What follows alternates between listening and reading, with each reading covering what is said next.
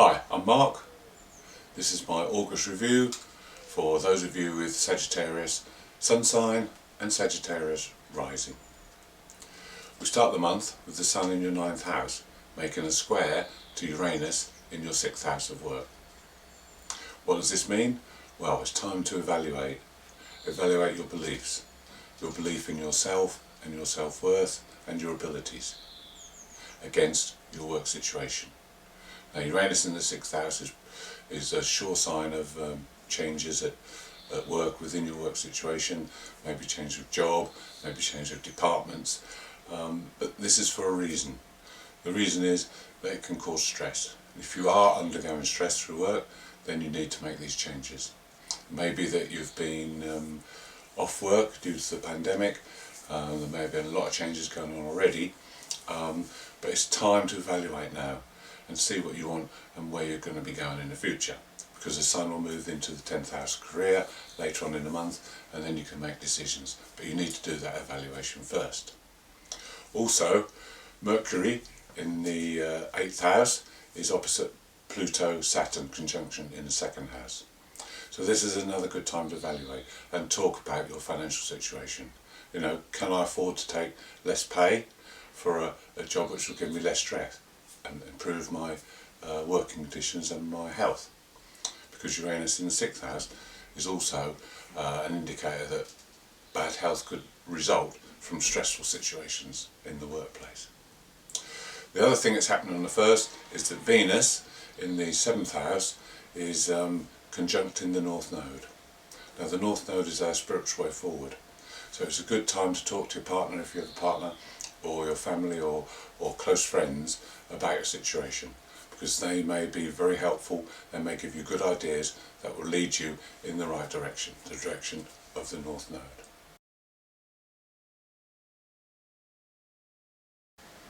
After you've done your evaluation, your beliefs will be tested, as there is a full moon on the 3rd where the moon opposes the Sun. Now, the moon will look at things, or make you look at things, from a more emotional point of view, a mundane, practical point of view. The Sun in the 9th can be a little bit idealistic. It's time to practice what you preach, get it right, so that moving forward you can make the correct decisions. Then on the same day, Mars makes a square to Jupiter. Now, Mars is in a fellow fire sign of Aries, so there's a lot of energy there, a lot of assertiveness, which is good to push you in the right direction. So this is an ideal time to boost your self-worth. Tell yourself you're good enough to do whatever you want to do. Build your confidence up, and this again will aid you in going forward.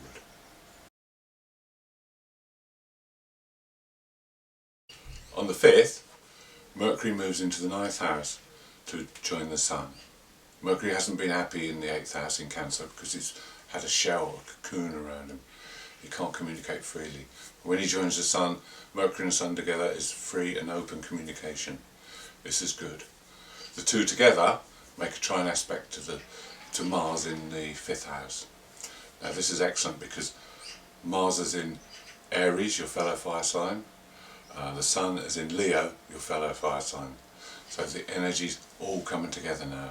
This is a time when you can push forward. This is a time to be direct, no nonsense. Try something new.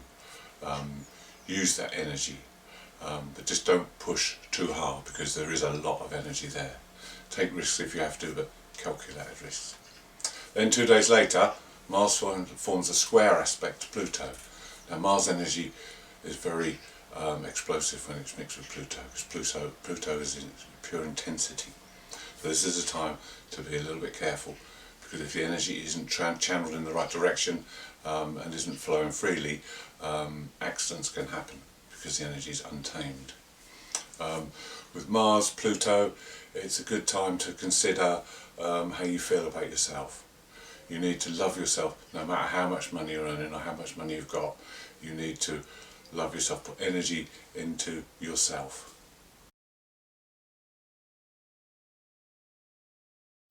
On the 17th, Mars and the Sun both make favourable aspects to the Moon's nodes. Now, there's a North Node and a South Node. We spoke a little bit earlier when Venus contacted the North Node. but we'll go into it a bit more deeply now. The moon's nodes are South Node, North Node. South Node is our past, where we've come from. The North Node is our future and where we need to go towards.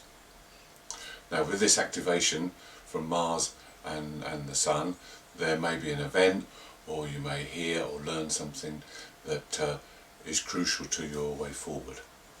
The South Node in your first house means the emphasis comes away from you. The South Node is the past and has nothing new to teach us. So if there is something comes up that you think is from the past, there may be a feeling of deja vu, or I've been here before, seen this before. That's not the way to go. The way to go is through others and using the North Node. That's a spiritual way forward. So if anything comes up that's new, unfamiliar, you may be a bit fearful of trying that or going in that direction, that is the way to go. That's your way forward. On the 19th, there's a new moon in Leo. This is a good time to start new projects, new ventures, anything new. Put those beliefs you've now got into action. The next day, Mercury moves into the 10th house of career, followed 2 days later by the Sun. So the focus shifts now. You've done all your thinking and planning. It's now to put things into action. They're both moving into Virgo. Virgo is practical earth. It's hands-on, but it's also very particular, very analytical. So this is time to get all the small detail focused so that you can move forward with everything to plan. On the 24th, Mars makes a square aspect to Saturn in the second house of finances. Now Mars is pushing forward. It's got lots of energy. It's in the fire sign. Saturn wants to contain it, control things, slow things down, limit things. So this may be a day or so when you need to just step back a bit and calm the Mars energy down. Mars, Saturn is like trying to drive your car with the handbrake on. You're not going to go very far, so it's time to step back.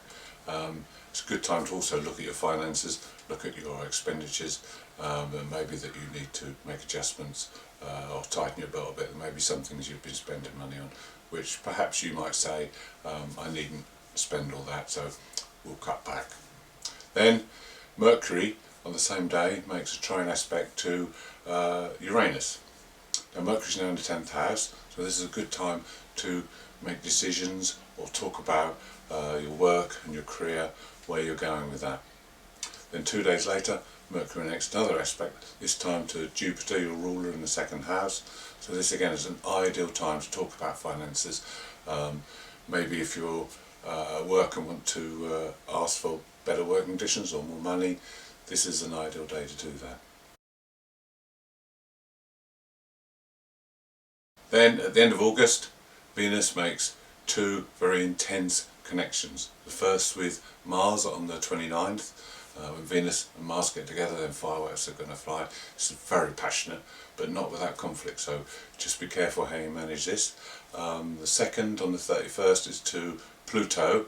Again, this is extremely intense.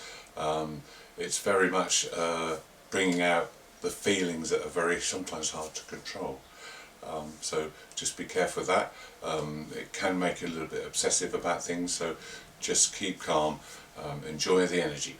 And then the last aspect on the 31st is from Mercury to Neptune in the 4th house.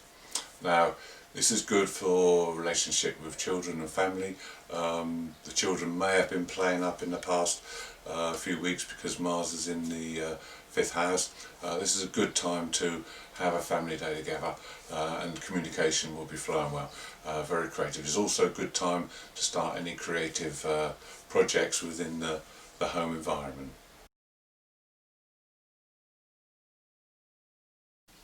Thank you for watching. I hope you've enjoyed. If you'd like to see more, please subscribe, or you can leave me a comment at the bottom. I'd be glad to hear from you. Have a good month.